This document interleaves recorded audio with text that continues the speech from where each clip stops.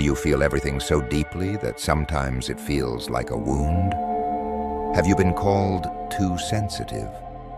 Yet you know you have this strange ability to see the truth in people. The truth they can't even see in themselves. If that's you, then this is for you. This is for the mystics, the chosen ones, the souls who have felt broken by their own sensitivity, only to find out that your greatest wound is actually the source of your power. This is the path of the Heyoka warrior.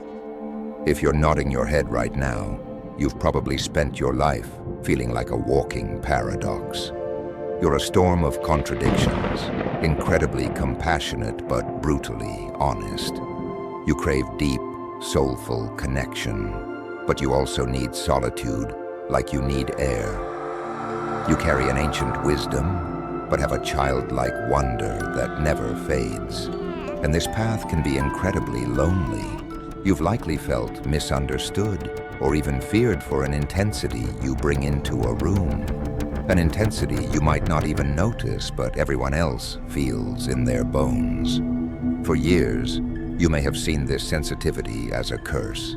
I know I did. After years of psychological abuse and even violence, I went through a dark night of the soul that lasted for what felt like an eternity. I'd always been different, but it was in that darkness that my own Heyoka Empath healer finally emerged. It was my awakening. I realized this sensitivity wasn't a wound that left me open to all the harshness of the world. What if it isn't a wound? What if it's the mark of a sacred calling?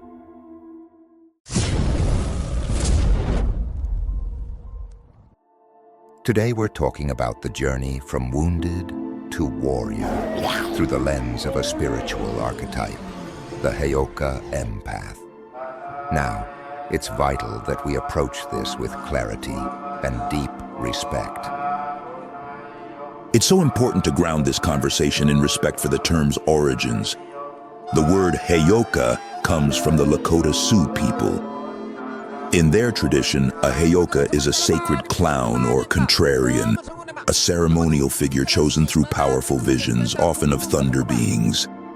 This is a specific, honored, and culturally embedded role that is not chosen but appointed. The term we're exploring today, Heyoka Empath, is a modern, non-indigenous adaptation that has appeared in contemporary spirituality.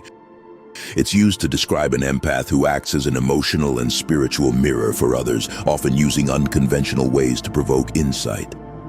It's crucial to understand that we are discussing a modern spiritual path inspired by, but completely separate from, the traditional Lakota role. Using their term requires our utmost respect and acknowledgement that Heyoka Empath is not a recognized indigenous concept. Understanding this distinction is the first step on your warrior's path. It's the moment you stop seeing your unique way of being as a mistake and start suspecting it's your greatest tool. This is the journey of learning to wield your sensitivity, not as a source of chaos, but as an instrument for profound healing, first for you and then for the world. The first wisdom on the path from wounded to warrior is to radically accept your own paradoxical nature. When you're in that wounded space, you feel torn apart by your contradictions.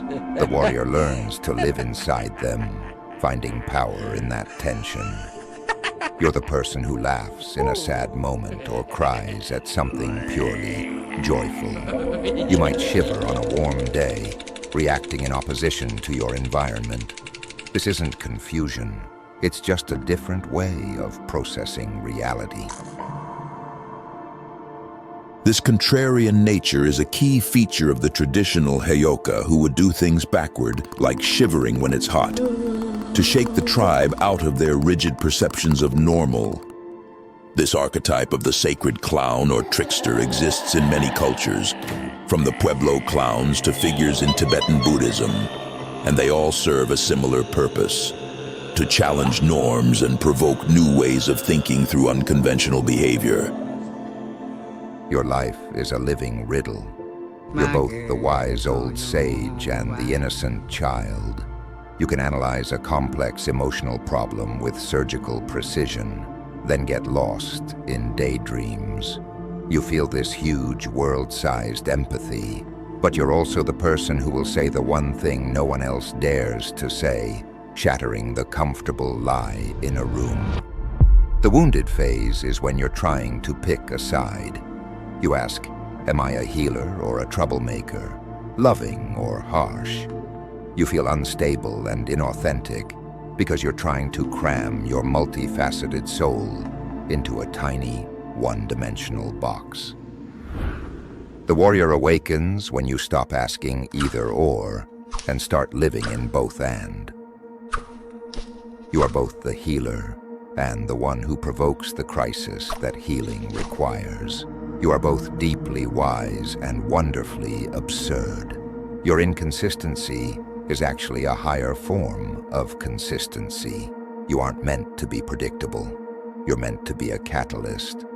Once you embrace your paradoxical nature, you start to grasp your primary function. You are a great emotional mirror. This is the most painful part of the wounded journey and the most powerful tool for the warrior. All empaths feel what others feel, but you don't just absorb it, you reflect it. You mirror back to people the parts of themselves they keep locked away, their unhealed wounds, their secret egos, their deepest fears, and their forgotten potential. This is why your presence is so polarizing. When you're around someone authentic and open, they will feel completely seen and loved by you. They see their own light in your eyes. But when you're around someone hiding from themselves, they'll often have a strong negative reaction to you. They might call you irritating or arrogant, not knowing that they're really reacting to the uncomfortable reflection of their own shadow. You're simply showing them the part of their soul they refuse to see. And when you're still in that wounded place, this is just devastating, isn't it? You think, what's wrong with me? Why do people dislike me instantly? You internalize their reactions, believing you are the problem. The warrior's shift happens when you understand the reflection is not personal. It is a sacred service. You realize you're not responsible for how people react to seeing themselves. Your only job is to keep your own mirror clean. Your purpose isn't to make everyone comfortable. It's to show them the truth, so they have a chance to heal themselves. If you're realizing you're not broken, you're a mirror, hit that like button right now. Let's see how many mirrors are in this tribe. The Heyoka Empath feels everything. The emotions in a room, the energetic hum of a city, the collective grief of a distant tragedy. In the wounded stage, this is a crushing weight, leading to burnout and depression. You feel like you're drowning in a sea of feelings that aren't even yours. This brings us to the third warrior wisdom, becoming an emotional alchemist. This is where you learn to consciously transform the raw, painful lead of emotion into the gold of wisdom and compassion. You stop being a passive sponge and become an active transformer. The alchemy starts when you learn to feel without judgment. Instead of running from an intense emotion, the warrior sits with it. Here's a quick, practical tool for this. Try this journaling prompt. The heaviest emotion I'm carrying today is blank. Just fill in that blank in your own mind. What's the first thing that came up? Is it mine? If not, I release it back to its owner. If it is, what one small thing is it asking me to do? You learn to transmute the raw energy. The sorrow you feel for the world becomes a deep well of compassion that lets you comfort others in ways no one else can. The anger you absorb from injustice stops being a destructive fire and becomes focused fuel for advocacy. You stop personalizing the pain and start seeing it as information. You're an energetic processor for the collective. This is why you're drawn to art. to healing, to speaking truth. It's the outward expression of your inner alchemy. You take the lead of the world's suffering and create something golden. If you've ever felt this calling to turn pain into purpose, let us know in the comments by writing, "I am an alchemist." And if this journey is speaking to you, subscribe to explore it with us. If you're an empath, the word boundary can feel almost like a bad word, right? Your default is to merge, to take on everyone else's burdens. You're an energetic open house and you end up drained, used, and resentful. The fourth wisdom is about moving from being porous to being protected by forging sacred boundaries.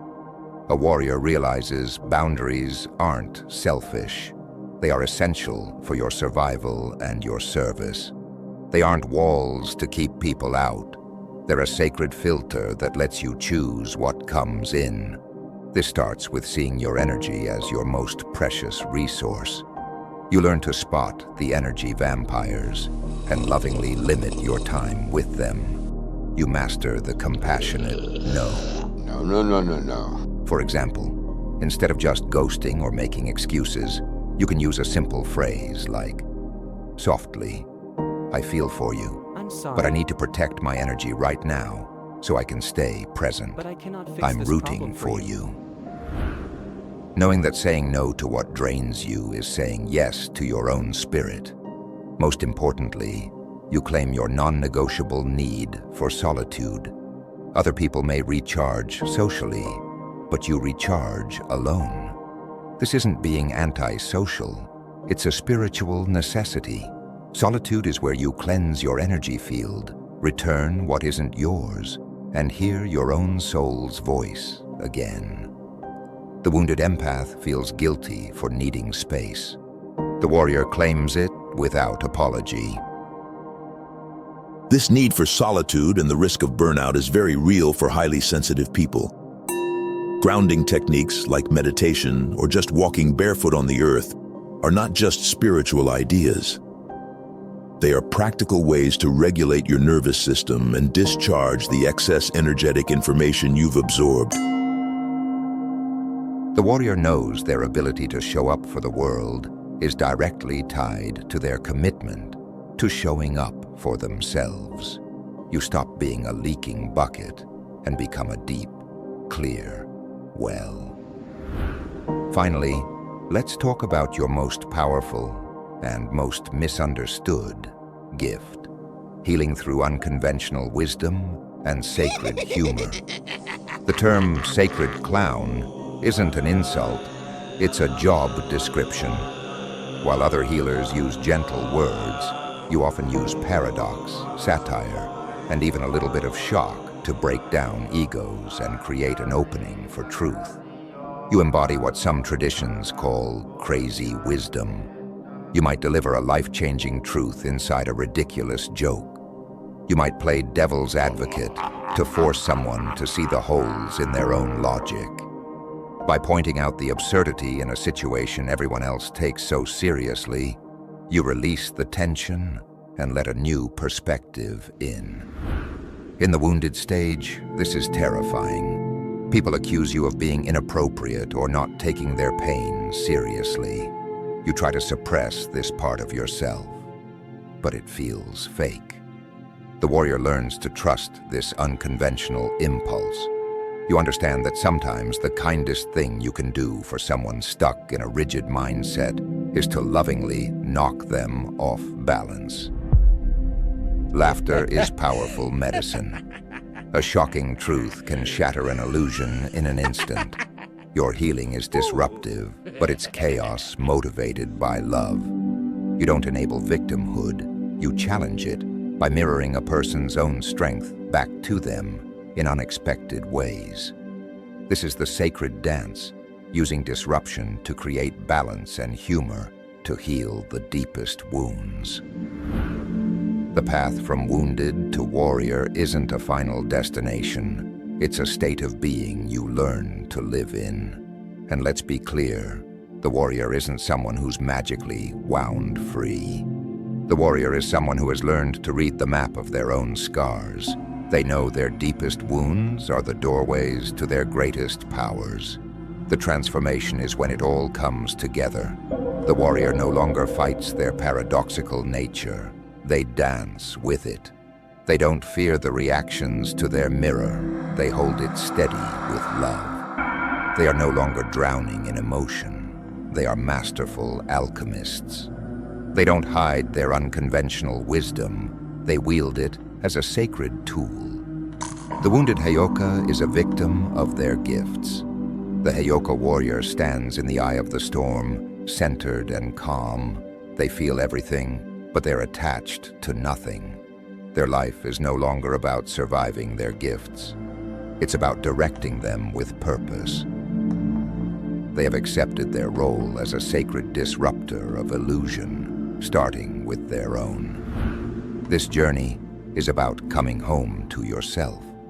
It's realizing that everything you thought was wrong with you, your overwhelming sensitivity, your contradictions, your disruptive humor, is actually the signature of your soul's purpose. Your sensitivity is not a weakness. It is your sacred superpower. It's not an easy path, but it is a meaningful one. If this message served you, please like this video and share it with another mystic you know who might be walking this path. And subscribe for more deep dives into the journey of the chosen ones. Now we invite you to build our community. What was your biggest warrior moment? A time you turned a wound into wisdom or used your unique gifts to help another? Share your story in the comments. We see you, and we honor your journey. Stay lit.